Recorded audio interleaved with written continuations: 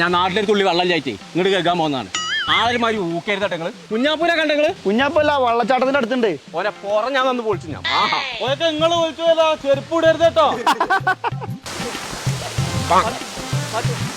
കുഞ്ഞാപ്പോ പോറാൻ ഞാൻ പൊളിച്ചു. ഞാൻ തീരാ പൊടിച്ചാൻ വേണ്ടിട്ട് എന്തൊരു മാറാപ്പാണ് ഇത്.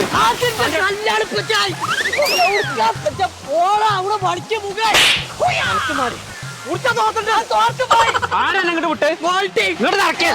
ആർക്കും മോളൂട്ടിക്ക് ഞാൻ കാണിച്ചു തരാം. മോൾട്ടിയെ ഇവിടെ വാ. കുടുങ്ങി. എന്തിനാ പിന്നെ വള്ളത്ത് കൂട്ട്? പിന്നെ പോവാതിരിക്കുവോ? ഞങ്ങൾക്ക് രണ്ടാക്കും ചെരുപ്പ് വാങ്ങി തരാൻ കണ്ട് നിങ്ങൾ പറ്റിച്ചില്ലേ? നിങ്ങൾക്ക് വേണ്ട ചെരുപ്പ് ഏതാച്ചാ ഞാൻ വാങ്ങി തരൂലേ. നിങ്ങൾ ഈ ഓട്ടച്ചെരുപ്പ് ആദ്യം ഒഴിവാക്കിയില്ലേ? മാനക്കേട്.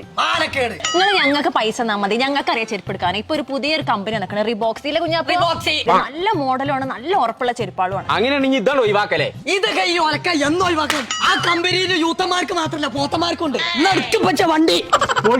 കൊമ്പങ്കാട് കറവാട്ടിന്റെ മാനം കാക്കണം. ഓട്ടച്ചെരുപ്പ് ഒന്നും ഇനി വേണ്ട.